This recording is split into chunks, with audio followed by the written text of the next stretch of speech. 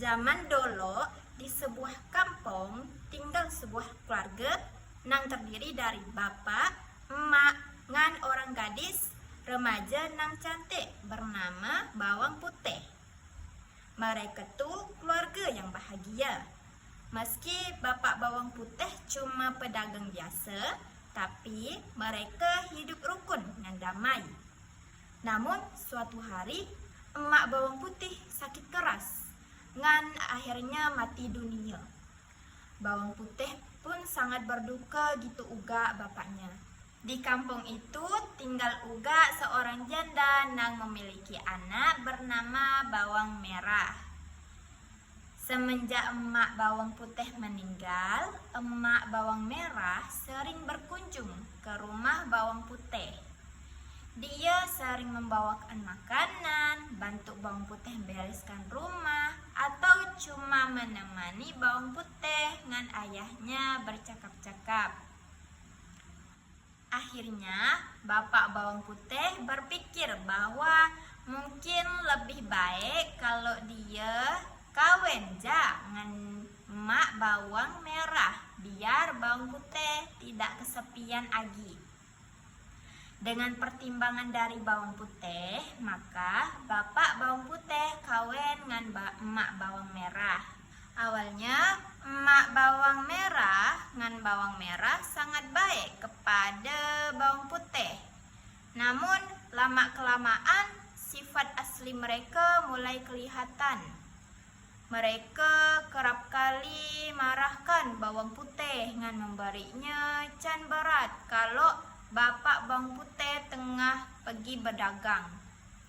Bawang Putih harus mengerjakan semua kerja rumah, sementara Bawang Merah dengan emaknya cuma duduk-duduk je. Tentu je bapak Bawang Putih tidak mengetahuinya, karena Bawang Putih tidak pernah menceritakannya. Suatu hari, bapak Bawang Putih jatuh sakit, ngan kemudian meninggal dunia. Sejak waktu itu, Bawang Merah dengan emaknya semakin berkuasa dengan semena-mena terhadap Bawang Putih. Bawang Putih hampir tidak pernah beristirahat. Dia udah harus bangun sebelum subuh untuk mempersiapkan air mandi dengan sarapan bagi Bawang Merah dengan ibunya. Kemudian dia harus maju ternak, menyirami kebun, dan mencuci baju ke sungai. Lalu dia masih harus menyetrika, membereskan rumah, dan masih banyak can lainnya. Namun Bawang Putih selalu melakukan pekerjaannya dengan gembira, karena dia harap suatu waktu emak tirinya nak mencintainya macam anak kandungnya sendiri.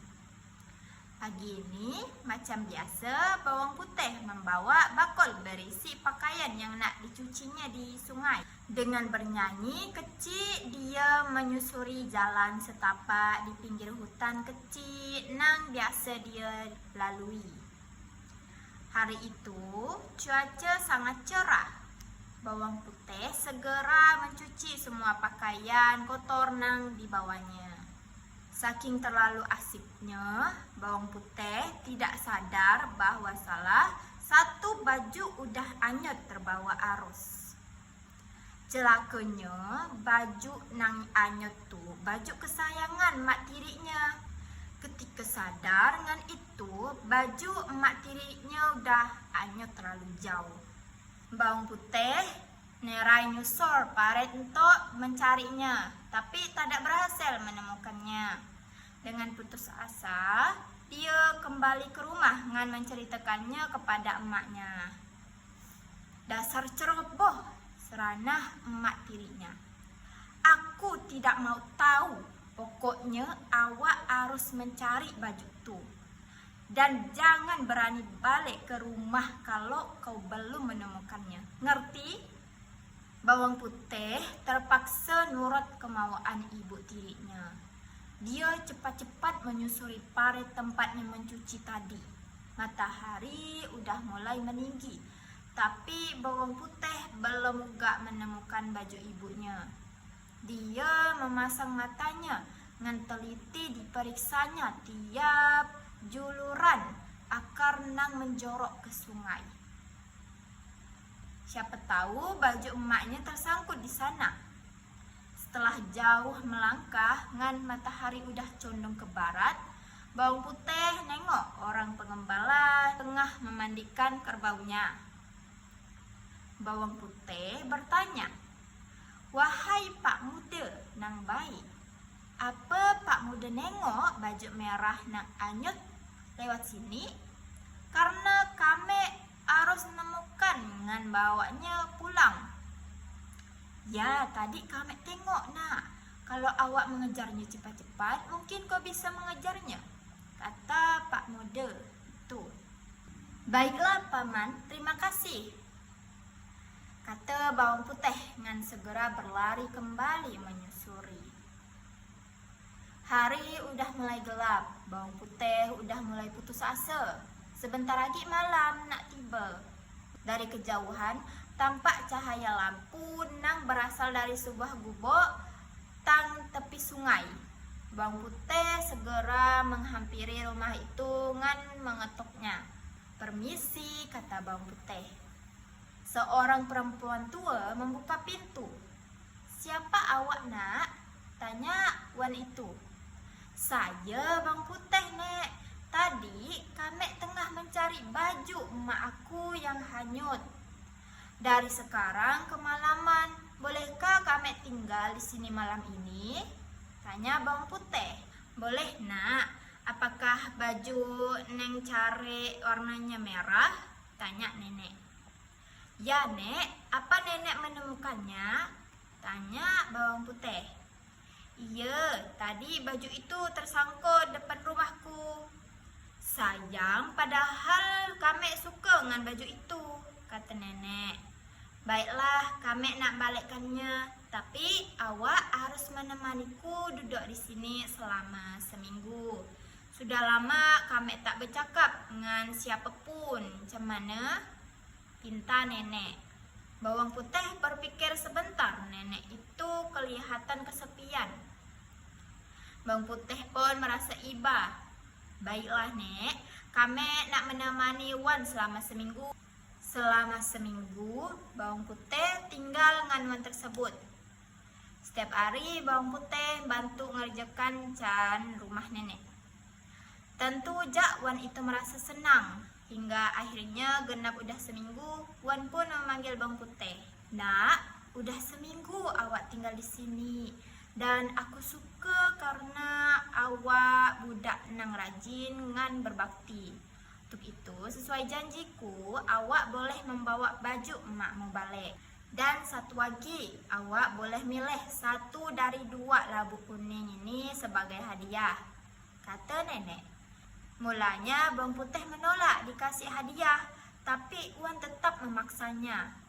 Akhirnya Bawang Putih milih labu nang paling kecil. "Kami takut tak ada kuat bawa nang besar," katanya. Nenek pun tersenyum ngantar Bawang Putih sampai depan rumah. Sesampainya di rumah, Bawang Putih menyerahkan baju merah punya emak tirinya. Sementara dia pergi ke dapur untuk membelah labu kuningnya. Alangkah terkejutnya Bawang Putih ketika labu itu terbelah. Di dalamnya ternyata berisi emas permata nang berjibun. Dia terpekik kaum saking gembiranya ngan ngasih tahu hal ajaib ini ke emak tirinya ngan bawang merah. Nang ngan serakah langsung merebut emas ngan permata tersebut. Mereka memaksa Bawang Putih untuk menceritakan macam mana dia bisa dapat hadiah tersebut. Bawang Putih pun menceritakan dengan sejujurnya. Mendengar ceritanya Bawang Putih, Bawang Merah dengan emaknya berencana untuk melakukan hal yang sama, tapi kali ini Bawang Merah yang nak melakukannya. Singkat kata, akhirnya Bawang Merah sampai di rumah wan tua di pinggir parit tersebut.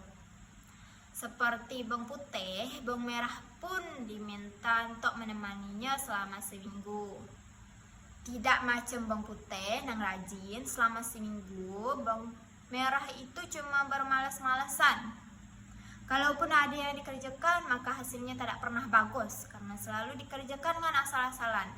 Akhirnya udah seminggu, Wan itu membolehkan bawang merah untuk pergi. Dakkah harusnya Wan memberiku labu sebagai hadiah karena menemanimu selama seminggu? Tanya bawang merah.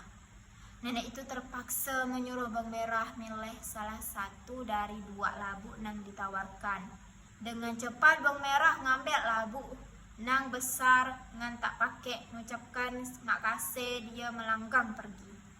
Sampainya di rumah, bawang merah segera menemui emaknya ngan gembira memperlihatkan labu nang dibawanya. Karena takut bawang putih nak minta bagian, mereka menyuruh bawang putih untuk pergi ke sungai. Lalu dengan tak sadar mereka belah labu tersebut. Tapi ternyata bukan emas permata yang keluar dari labu tersebut, melainkan binatang-binatang berbisa macam ular, kalajengking, dan lain-lain. Binatang-binatang itu langsung menyerang bawang merah dengan emaknya sampai tewas. Nah, itulah balasan bagi orang yang salah.